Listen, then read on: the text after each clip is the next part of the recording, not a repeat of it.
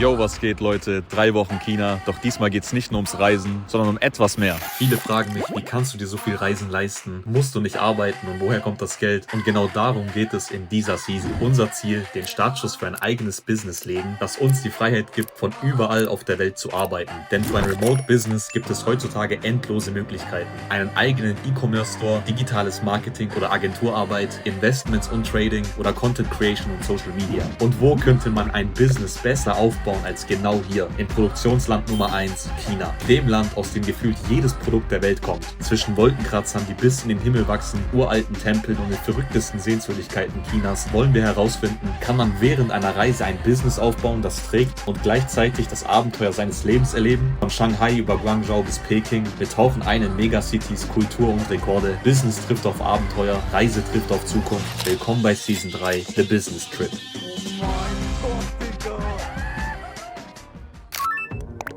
Was geht, Leute? Und damit herzlich willkommen zu einer neuen Serie, neuen Vlogreihe. Es ist 5:33 Uhr. Wir befinden uns gerade am Stuttgarter Flughafen. Ja, es startet ein neues Kapitel. Ein sehr aufregendes Kapitel. Ein Kapitel, bei dem man sehr viel Planung im Voraus tatsächlich gebraucht hatte, weil wir uns 3 Wochen lang in China die Kante geben werden. Zu meiner Rechten habe ich einen neuen Reisepartner dabei. Was geht ab, Leute? Wie hyped bist du? Bro, ich sag dir jetzt gerade 1 von 10, Bro. Warum, Digga? Vor 2 Tagen kein Schlaf. Und wenn ich daran denke, wie viele Schritte wir in China machen werden, Bro, ich krieg Depressionen. Der Plan ist wirklich verrückt. 3 Wochen China und wenn ich euch eins sagen kann, dann, dass wohl niemand auf der Welt so einen hochprofessionell durchdachten und gleichzeitig kompakten Plan hat wie wir. Eigentlich war nach Season 2 die Idee, sich erstmal eine Pause zu gönnen und etwas Erholung mitzunehmen. Doch nur 2 Monate später steht bereits die größte Händlermesse der Welt in China an. Ein Pflichttermin, den man sich als amtierender Multimillionär und globaler Business-Experte nicht entgehen lassen darf. Schlaf und Entspannung verschieben wir dann einfach auf später, wenn wir dann auf unserer Yacht in Ibiza oder im Luxus-Apartment in Dubai die Sonne genießen. Jetzt heißt es aber rein in den Flieger und Ni Hao China.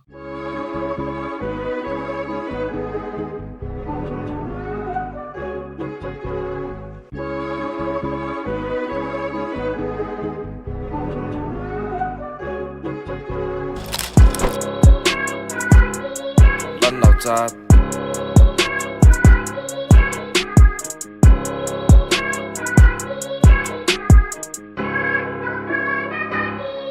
梦飞西，随身带瓶浮标的吹风油，摸一下社会。 Ni hao with a Peng-Yumen. Okay, ich hab's safe komplett verkackt, aber egal, was geht, Leute? Willkommen in China. Das Land der Geschichte und der Zukunft schlechthin. Ein Ort, an dem Wolkenkratzer höher wachsen als der Himmel, Neonlichter ganze Straßenzüge zum Leben erwecken und Tradition an jeder Ecke mit der Zukunft tanzt. Mit über 1,4 Milliarden Menschen ist China nicht nur das bevölkerungsreichste Land der Welt, sondern ein Land der Extreme, Gegensätze und Rekorde. Unser erster Stop, Shanghai. Eine Metropole, in der Beton, Licht und Geschichte gleichzeitig atmen. Ein Mix aus Zukunftsfilm und Vergangenheit. Hightech trifft Geschichte. Neues Land, neue Kultur, neue Eindrücke. In diesem Sinne, Wang Ying, willkommen. Season 3 der Business Trip kann starten. Willkommen zu Season 3 mit 3 Mitbegleitern. Wir sind in China. Wir wissen nicht, was der Plan ist. Es ist 7:46 Uhr. Mein WeChat und Alipay funktioniert nicht. Ich bin im Loch. Aber dafür habe ich die beiden Kandidaten hier, die in der Lage sind zu zahlen. Deswegen merkt euch eins, geht immer mit Leuten auf Reisen, die zahlen können. Einer der Gründe, warum China oft als eines der schwierigsten Länder zum Reisen gilt, ist die sogenannte Great Firewall of China. Damit ist ein staatliches System aus Filtern, Sperren und Überwachungstechnologien gemeint, das den Zugang zum Internet nahezu vollständig kontrolliert. Google, YouTube, WhatsApp, Instagram, alles geblockt. Informationen werden gefiltert, Verbindungen ausgebremst, ganze Plattformen abgeschaltet. Stattdessen gibt's Baidu, WeChat, Weibo und Douyin. Wir haben uns das mal angeschaut und was dort bei Most Popular angezeigt wird, glaubt mir, das will wirklich keiner sehen. Reisen in China heißt nicht nur neue Kultur und neue Regeln, sondern auch ein komplett anderes digitales Ökosystem. Ohne Vorbereitung bist du plötzlich offline, lost in einem Land, getrennt von digitaler Kommunikation und Information. Digga, warum sind hier 400 Kameras? Überall sind Kameras, guckt's euch an. Wir werden beobachtet, aufs Übelste. In Hongkong sind eigentlich schon nicht mehr erlaubt. Das ist der allererste Eindruck China jetzt. Wir haben noch nichts gesehen. Geil, Digga. Sieht voll nice aus. Alter. Oh, Okay, guck mal den an. Guck mal den an. Hier oben wieder Camps. Ohne Ende. Man redet in diesem Land. Man hört kein Auto. Alles ist elektrisch, es ist extrem leise hier. In Shanghai fahren heute bereits ca. 35% aller Fahrzeuge elektrisch. Wir kommen zwar aus der Automobilstadt Stuttgart, aber selbst für uns ist der technologische Fortschritt hier sofort spürbar. So, willkommen in Shanghai. Erster Tag in fucking China. Unser Business-Trip, der ausschließlich für businesstechnische Angelegenheiten gedacht ist, fängt an mit einem rudimentären Lauf durch die Stadt. Ein allseits bekannter Lagencheck. Heute auf dem Programm steht einfach ein bisschen rumlaufen, ein bisschen schauen, wo was abgeht. Das sind nicht Hupenzeichen, Digga. Das braucht man in Hanoi vielleicht. 9 Uhr morgens. Und wir sind am legendären Band. Der Endgegner. Seht ihr dieses Ding hier? Unsere Vermutung. Soll ich probieren? Ja, ist schon grün. Aber hier oben ist eine Cam über dem Männchen und die zeigt direkt auf die andere Straßenseite. Hier wird man per Gesichtserkennung dann erkannt. Dann zeigt er das hier an. Und dann wird man hier abgebildet, dass man ein Verbrecher ist und rüberläuft. Die Kameras sind echt an jeder Ecke. Wer schaut sich das ganze Footage an? Das ist die wahre Frage. Digga, wie geil sieht's hier aus? Das sieht ja richtig geil aus. Wen wollt ihr eigentlich verarschen? Was ist das? Oh, man ist hier lost. Hier geht gar nichts. Guckt euch die Anzahl der Kameras an. Es sind bestimmt 10, 12 Kameras nur hier drauf an einem so einem Pfosten. Und das an jedem Pfosten. Hier. Ich dachte gerade, das E-Kinderwagen. Hab ich gerade auch gedacht. Aber die Skyline ist schon cool. The Bund ist bekannt als die ikonische Uferpromenade Shanghais. An ihr zeigt sich Shanghai vor allem abends von seiner spektakulärsten Seite, wenn die Skyline entlang des Huangpu-Flusses zur leuchtenden Kulisse der Stadt wird. Bro, wo sind wir drin gerade, Digga? Bro, wo sind wir gerade drin? Bro, was war das gerade? Ein Classic Asian Moment. Wir haben so eine Flagge bekommen. Jonas hat eine Flagge ergattert. Und auf einmal hat sich eine Crowd um uns gebildet und wollte Pictures mit uns haben. Nochmal wurde aufgenommen. Nochmal wurde aufgenommen. Unser Star. Er ist ein Prominent. Er ist ein Prominent. Wir wurden konstant nach Bildern gefragt, daher erstmal ein kleines Fotoshooting. Okay. Der nächste. Bye, bye, bye, bye. Bye, bye. Wir haben uns dann noch geschwind bei unseren Fans verabschiedet. Die Paparazzi werden wir nicht los. Hier ist so eine Security-Messe. Ganz viele verschiedene Stände mit ganz vielen unterschiedlichen Sachen hinsichtlich Security, IT und keine Ahnung was. Eine Security-IT-Messe. Eigentlich perfekt für uns ITler. Wir haben einen kleinen Vorgeschmack darauf bekommen, was uns auf der großen Messe dann in einigen Tagen erwarten wird. Wir haben dann noch bei einem kleinen Quiz mitgemacht. Try inspired for our people, such as the people and the forest, the bat and the mouse. Hast du irgendwas gecheckt? Yeah, that's right, yeah. Okay, So, we as a collective decide that it's Yeah, okay, oh, good. Die Messe war schon cool. Es hat halt einfach nicht aufgehört mit dem Fotoshooting. It's Phaedon ist mittlerweile auch international in China angekommen. Wir haben uns komplett vollgeballert mit Werbegeschenken. Komplett. Maumann, du bist ein Professional Scammer und deswegen bist du mein Businesspartner. Den richtigen Mann gewählt. Wir wollten eigentlich Zahnpasta kaufen, wir haben in diesem Stand Zahnpasta bekommen.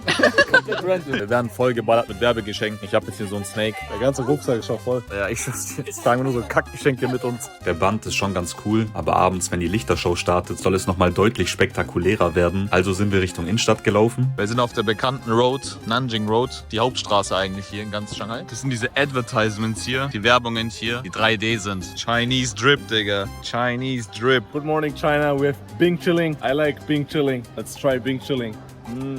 Great Bing Chilling. 早上好，中国！现在我有冰淇淋，不一样，冰淇淋再见。 Lass mal hier in den Adidas Store gehen, mal schauen, was es hier gibt. Wir sind im Adidas Store und ich habe Zugriff auf die Lautsprecher, deswegen I want you guys to follow It's Phaedon on YouTube. We love the channel.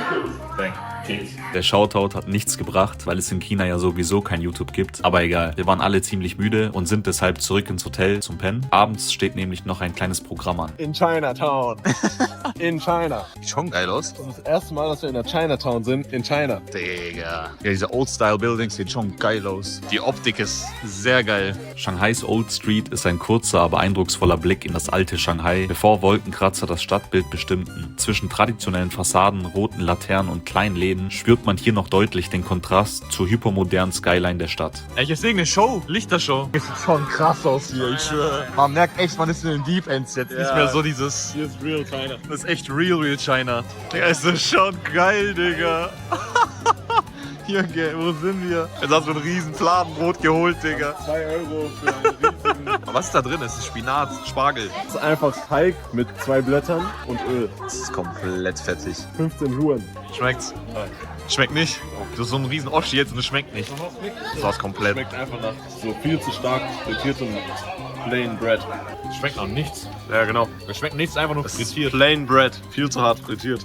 Hey, Picture. Ah, Picture. 我帮你陪照一个行不行？ Keine Ahnung, ob die uns beleidigt hat oder nicht. Das Essen war es auf jeden Fall jetzt nicht so, aber das wird sich sicherlich noch ändern. Was ist das denn, Junge? Hä? Was macht das? Getränk. Ach so, mal Getränke oder was? Wir haben jetzt einen Lamborghini geholt. Oh mein Gott, okay. Oh, blauer Sirup. Ah, guck mal, das Bild. Ja, Mann.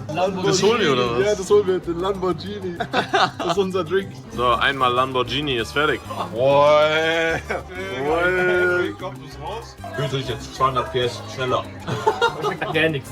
Nein, nicht mehr. Nicht schon wieder. Wahrscheinlich ist es einfach nicht gemischt. So, einmal mischen bitte. Besser? Ja, Mann, da sind die 19 Jahre noch wert, ey. Ist schon okay. Ist okay. Es ist auf jeden Fall besser als das hier. Holt euch nicht das Getränk, das schmeckt nach gar nichts. Der Roboter kann hier ganz verschiedene Sachen machen. Kaffee, gemischte Sachen, Milchkaffee, Milch mit anderen Sachen und auch den Lamborghini. Den Lamborghini haben wir geholt. Es ist bereits etwas später am Abend, deshalb sind wir nochmal zurück zur Nanjing Road gegangen, diesmal bei Nacht. Sieht schon geil aus, Bro. Bro, es sieht schon richtig geil aus eigentlich. So, wir sind in einer edlen Mall angekommen. Die Chinesen lieben ja Luxury und wir lieben auch Luxury.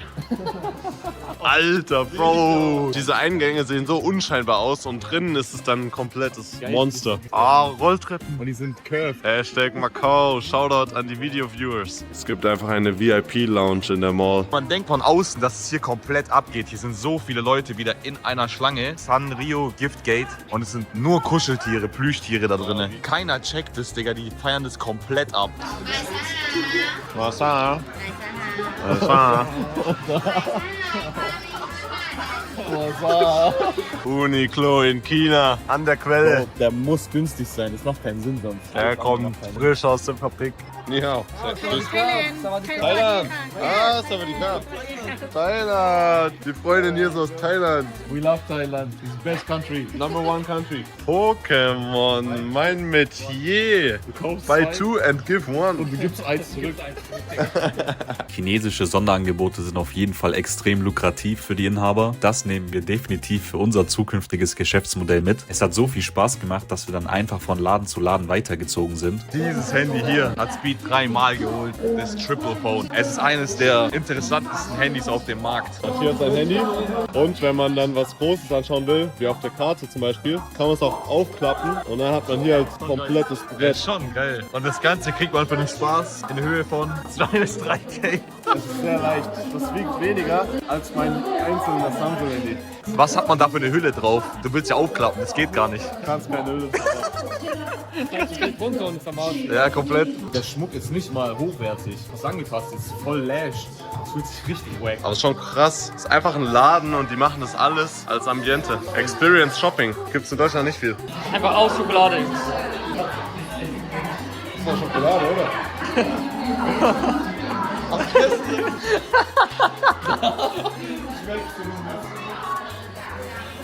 Schmeckst du nach Ausstellungsstück? Wir haben mal wieder etwas zum Testen gespottet. Thank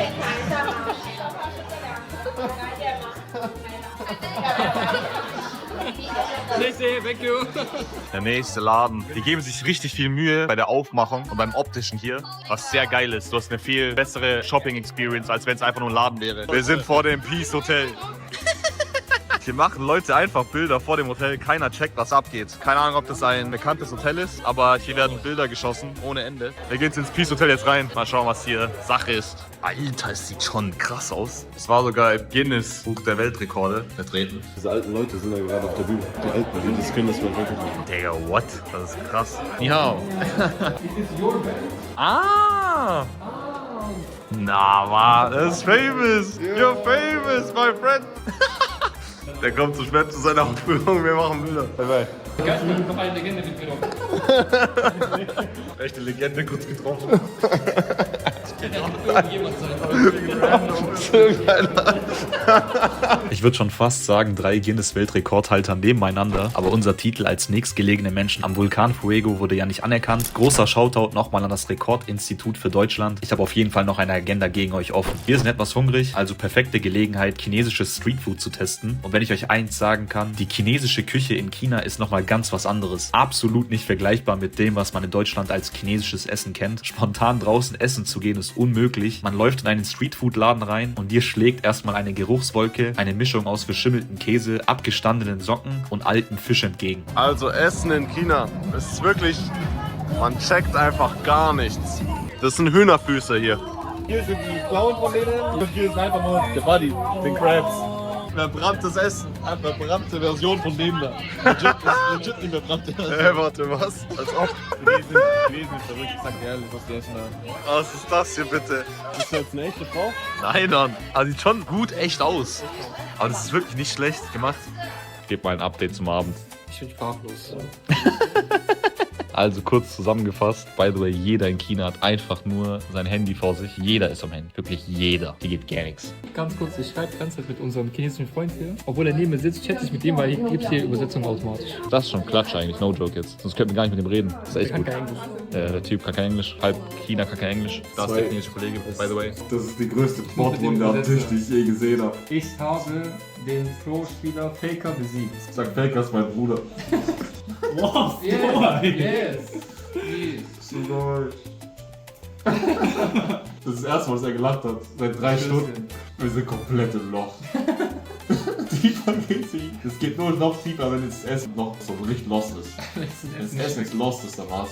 Digga, wir wollen was essen. Was ist das? Fried Beef mit Agaric. Das ist einfach verbrannte Kohle. Wir haben zwar nichts gegessen, aber das sind wir nach Season 2 sowieso gewohnt. Für uns beginnt der Abend nämlich erst richtig, denn wie startet man einen Business-Trip besser als mit einem Clubbesuch direkt an Tag 1? In Shanghai ist dafür ein Ort besonders bekannt, der Club Inns. Ein Gebäude, 6 Stockwerke, unzählige Clubs. Wir haben natürlich keinen Plan, was drinnen abgeht und haben deshalb einfach jede Tür random geöffnet und sind am Ende mitten in einer privaten Karaoke-Session gelandet. Ich bin in irgendeinem Karaoke drin.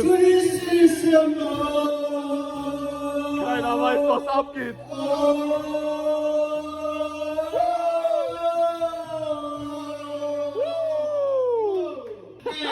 We love China.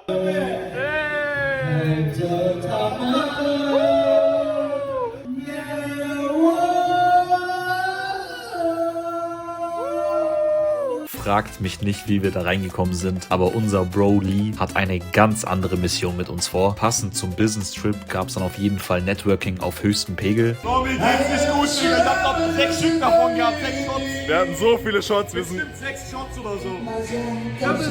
Germany.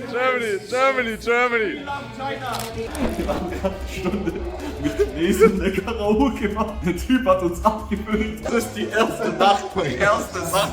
Die erste Nacht. Bro, what the fuck happened? Ich bin so perplex gerade. Wir sind komplett drunk. Digga, das kann nicht sein. Ich bin drunk. Ich bin komplett drunk. Wir sind so drunk. You need to show me some Chinese hip-hop. Let me see. I know Kung Fu Panda. Oh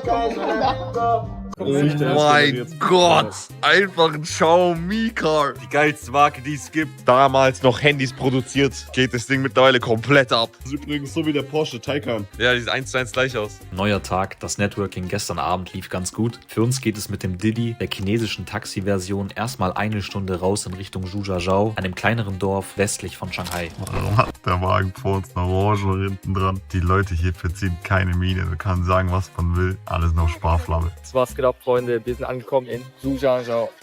Ancient really town scenic area. Das soll anscheinend irgendeine so Wasserstadt sein. Es ist übrigens so wie Venedig, nur dass es vor Venedig schon begonnen hat hier. Ni hao, my friend. Ja, Ni hao, ni hao. wir sind übrigens die ersten ausländischen Leute, die hier waren. Zhujiazhou. Wir versuchen so viel wie möglich von China zu filmen, dass wir euch das wahre China zeigen. Nicht das editierte Photoshop kriegen. Guckt euch mal den Maggie an. Endlich gute Küche. Oh, Hilda. Was ist das? Nein, das holen. Guckt euch ihn an. Das ist der mutig. Guck, wie klein der ist.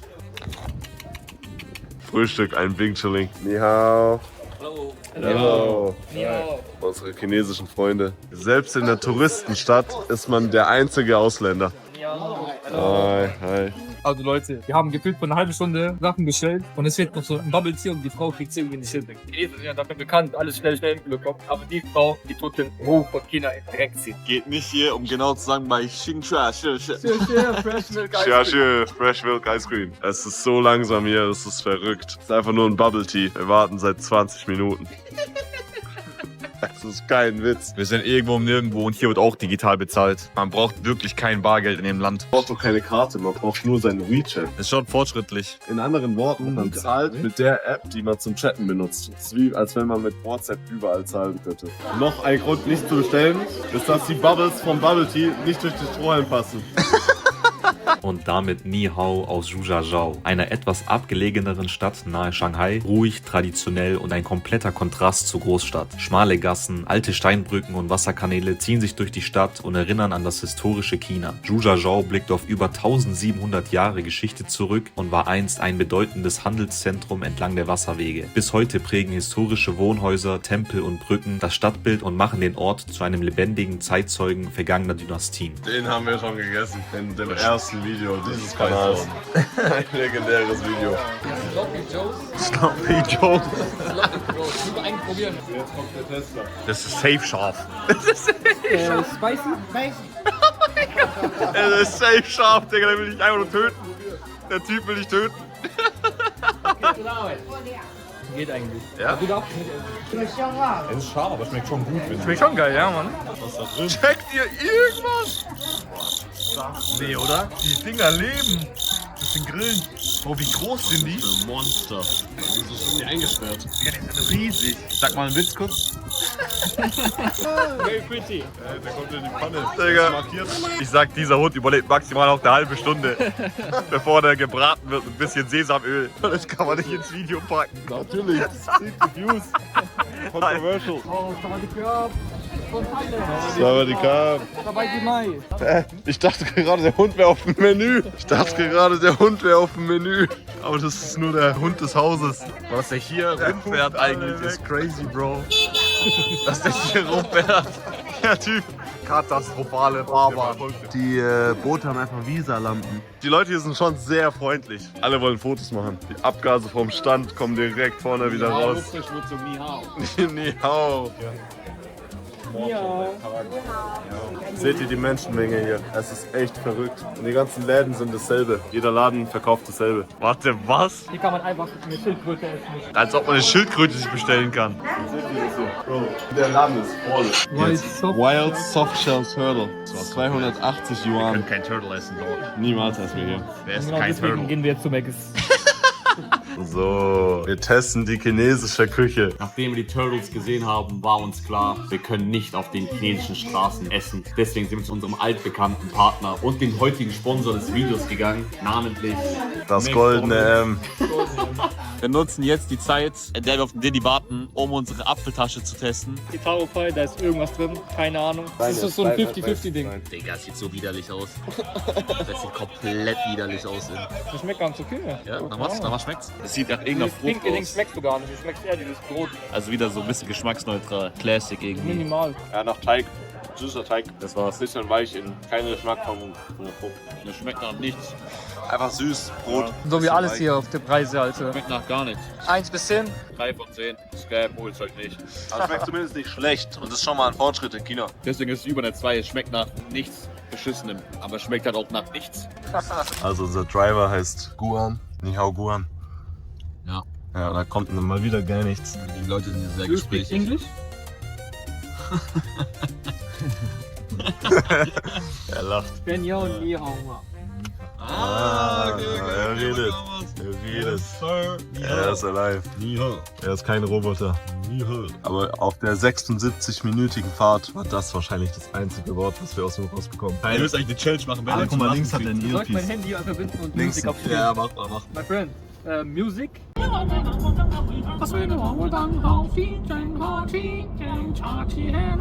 Schnell vor der Rap mit unser Fahrer jetzt. How old are you, my friend? Lacht er? Er lacht.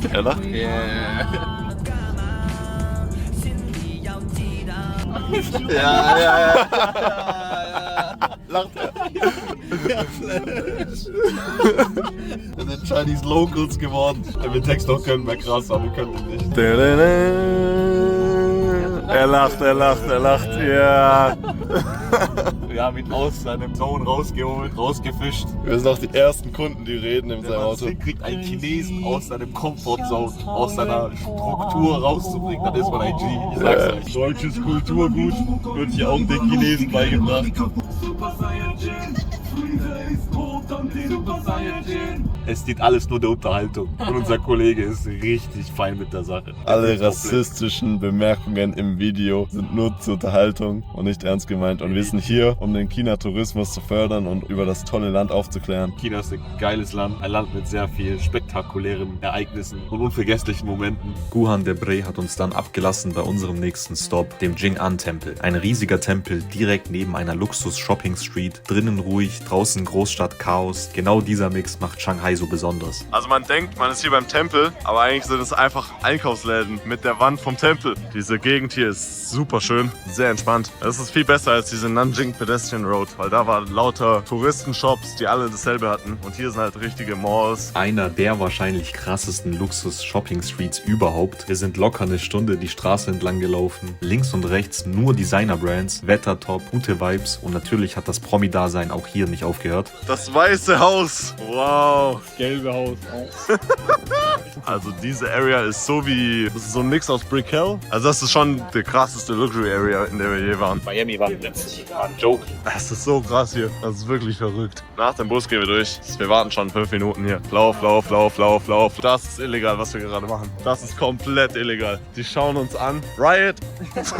Das war einfach die geilste Area bisher in Shanghai. Wir haben die jetzt einfach zufällig entdeckt. Hier check ich auch, dass sie sagen, so Shanghai ist modern. Ja, es ist extrem modern. Die Straßen sind top, Ampeln alle elektrisch, sauber. Die Luft ist super. Flixbus, chinesische Version. Wuxi Hualei. Die Blumen sind so krass gepflegt auch, da stirbt nichts ab. Und es ist sogar echt und kein Plastik. Ja, da stirbt nichts ab, bis der Typ vorbeikommt. Echt. Die Blumen waren auch geschmackslos, aber das, was jetzt vor uns liegt, ganz sicher nicht. Der Shanghai Tower. Mit 632 Metern Höhe und 128 Stockwerken, das dritthöchste Gebäude der Welt. Mitten im Finanzzentrum von Shanghai und eines der modernsten Bauwerke unseres Planeten. Mit einem der schnellsten Hochgeschwindigkeitsaufzüge der Welt und einer der höchsten Aussichtsplattformen steht der Shanghai Tower nicht nur für extreme Höhe, sondern für die Zukunft moderner Megacities. Umgeben von Ikonen wie dem Jinmao Tower und dem Shanghai World Financial Center bildet er das Herz der Skyline von Lujiazui, dem wirtschaftlichen Epizentrum der Stadt. Seine spiralförmige Glasfassade reduziert die Windlast deutlich und macht ihn zugleich zu einem der effizientesten Wolkenkratzer seiner Klasse. Ein Gebäude, das nicht nur in den Himmel wächst, sondern zeigt, wie die Städte von morgen aussehen. Junge! Guck mal, nach oben das geht. Yo. Man bricht seinen Nacken, da hochzuschauen. Da geht's jetzt rein. Der Shanghai Tower ist effektiv das zweithöchste Gebäude der Welt, weil der zweitgrößte Tower in Kuala Lumpur so eine ganz lange Spitze oben hat, eine Antenne. Der ist wesentlich höher, wenn man nur die Struktur beachtet. Und es hat auch, glaube ich, mit den höchsten begehbaren Stockwerk der Welt. 1 Meter tiefer als Burj Khalifa nur, soweit ich weiß. Laut Reddit-Comment. Die Skyline ist verrückt. Es ist schon die geilste Skyline. Gar nichts. Aber ich finde auch den da hier voll geil. Notdruck, jedes Gebäude ist jetzt echt einzigartig. Ja, for real, ja. Und wir laufen immer wieder über Rot. Und Oh. unseren Social Credit Score.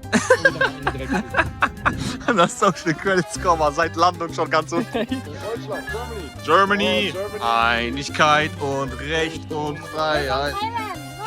Savadikap! Savadikap geht immer. Wir waren ja schon bei den zweithöchsten Tower in Malaysia, in Kuala Lumpur. Der hier sieht irgendwie krass aus, also viel spektakulärer wegen dieser Drehung. Twin Tower Kuala Lumpur. Der kommt uns bekannt vor.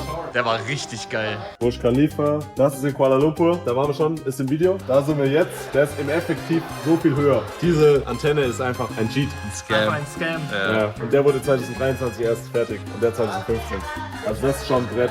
Das ist in Mekka Clock Tower, das ist glaube ich in Shenzhen denn? Ey, der Dosenöffner ist ja auch oben mit dabei auf der Oh, 12. der Dosenöffner ist auf die 12. Und das ist auch der hier. Wow. Wir sind alle hier. Hier drin ist der Elevator, der schnellste der Welt. Mit einem Weltrekord Highspeed. Fast 75 km/h. Das ist geisteskrank. 75 km/h in die Luft geschleudert. Und damit herzlich willkommen zum Elevator. Das schnellste der Welt, da steht der Speed. Ich sag euch, wann ich Druck auf den Ohren habe. Okay, so langsam habe ich schon Druck. Man hat schon Druck auf den Ohren. Geil. Digga, wie schnell sind wir da, bitte? Wie schnell sind wir da? Das war's. Digga, what the fuck? Oh mein Gott. Digga. Wo sind wir? Okay, wait. Alter, man checkt's gar nicht. Das geht viel zu schnell, man realisiert nicht, was oben ist auf einmal. Ach du Kacke. Bro, checkt mal irgendwas in dem Video. Die Scheibe ist Dreck, man checkt nichts. So weit oben, nicht so weit oben, dann sind wir bei der Wolfsburg. Und dieses Building hier, ihr müsst mal realisieren, dieses Gebäude hier vorne, das ist glaube ich auch Top 11. Ja, es ist gestört, er ist komplett gestört. Ja, gell? Es ist so verrückt. Sieht unreal aus. Jedes Haus sieht einfach gleich aus hier, das ist so verrückt. Man checkt halt gar nicht, dass man jetzt auf so einem hohen Gebäude ist, weil es halt einfach zu schnell ging mit dem Aufzug. 50 Sekunden im Aufzug und auf einmal ist man auf dem dritthöchsten Gebäude der Welt. Anstatt dass es ein Fernglas ist, schaut man einfach auf ein Display. Was ist das? Weltweit höchstes Observation Deck, Baby. Wir waren bestimmt eine Stunde oben drin. Die Aussicht ist einfach insane. Das eigentliche Highlight kommt aber erst bei Nacht, wenn die Lichter angehen. Dafür sind wir extra nochmal runtergegangen. Bro! Junge, dieses Trio ist verrückt. Geiles Skyline. Das ist geisteskrank hier. Und dieser Shot wurde schon 10-mal gemacht hier. Nochmal. Das ist immer geil. In Real Life noch krasser. Der ist schon fast spektakulärer als der Petronas. Aber Petronas war mehr so Aura. Die Kombo macht's halt, weil alle haben sowas Eigenes. Ja, die Kombo ist insane. Der Flieger. Wohin fliegt der Flieger?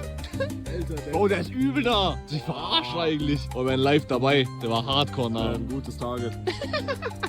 Im Financial District gibt es natürlich auch über der Autobahn die Live-Stockzahlen. Welcher Index wie viel hoch und runter gegangen ist. Die ETFs und Kryptos sind lost. Darüber reden wir nicht. After 15 long years of hard work and a little bit of slavery, finally we reached a point in our life where we can enjoy the view, which we earned because of our hard work and our dedication and the blood we spilled. Later up in a couple of days we will be at Guangzhou Canton Fair, the place of dreams, the place where dreams come true. And we will make money with Chinese companies. But they don't know we will scam them because we are a scammer. Telekax Risky BR. We scam our customers with the website. Wir sind gerade am Gucken in der Drone. Was wäre eine Season ohne übertrieben geile Drone-Shots? Also erstmal die Drohne hochgejagt und Shanghai von oben entdeckt. Schaut euch einfach diese Skyline an. Selten so eine geile Area gesehen. Wahrscheinlich einer der coolsten insgesamt über alle 3 Seasons hinweg. Mittlerweile sind wir auch echte Drohnenprofis geworden. Daher gab es einen kleinen Ausflug durch den Flaschenöffner. Shanghai bei Tag ist schon cool, aber bei Nacht ist es nochmal eine ganz andere Nummer. Absolut geil. Ja, mit Cracker, mit Chili-Geschmack. Das schmeckt irgendwie chinesisch.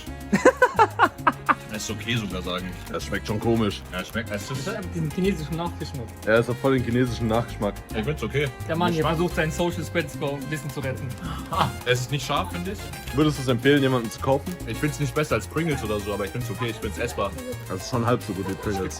Ja, ich gebe dem so eine 6 oder so eine 5. Das ist eine 3. Wir sind nochmal rüber zum Bund auf die andere Seite. Die Skyline bei Nacht in Shanghai ist wirklich ein Brett. Definitiv eine der eindrucksvollsten und spektakulärsten der Welt. Absolut zu empfehlen. Tatsächlich ist das aber für uns der letzte Abend in Shanghai. Noch in derselben Nacht geht's weiter Richtung Flughafen und damit sind wir an Tag 4 in China angekommen. Season 3 ist kein Urlaub. Es ist ein Business-Trip. Und auch wenn wir bisher noch kein Geld verdient haben, zeigt sich schon jetzt, Business besteht aus deutlich mehr als nur Umsatz. Jedes Business steht auf 9 Säulen. 9 Grundlagen, ohne die langfristiger Erfolg nicht möglich ist. Jede dieser Säulen ist repräsentiert durch eine Stadt, die wir auf unserem China-Aufenthalt besuchen. Und mit Shanghai haben wir die erste Business-Säule freigeschaltet. Vision. Vision im Business bedeutet nicht, alles sofort zu erreichen. Vision bedeutet, sich überhaupt zu erlauben, größer zu denken. Weiter als das eigene Umfeld, als bisherige Grenzen, als das, was man für realistisch hält. Genau das haben wir in Shanghai erlebt. Eine Stadt, in der Zukunft gebaut wird, während Tradition weiterlebt. In der Geschwindigkeit Normales und Begegnungen einfach entstehen. Shanghai hat uns nicht gezeigt, was wir machen müssen, sondern wie groß wir denken dürfen. Vision ist aber nicht kostenlos, sie kostet Zeit, Energie und Einsatz, lange bevor sie Ergebnisse liefert. Und diese Realität hat uns erstmal 450 € gekostet. Ehrlich gesagt dachten wir, China wäre etwas günstiger, aber dieses Geld war eine Investition Mission, die erste Säule zu verstehen. Vision allein reicht aber nicht, sie braucht den nächsten Schritt. Und dieser nächste Schritt führt uns zur größten Händlermesse der Welt, der Canton Fair in Guangzhou, die in nur 2 Tagen stattfindet. Doch bevor der Beginn der Messe ansteht, haben wir noch einen besonderen Tagesausflug geplant. Eine Stadt, die in den letzten 5 Jahren den größten globalen Einfluss auf das tägliche Leben der Menschen hatte. Ein Ort, der zeigt, wie wenig Kontrolle man manchmal hat und trotzdem weitermachen muss. Wir sehen uns in der nächsten Folge. Saijin.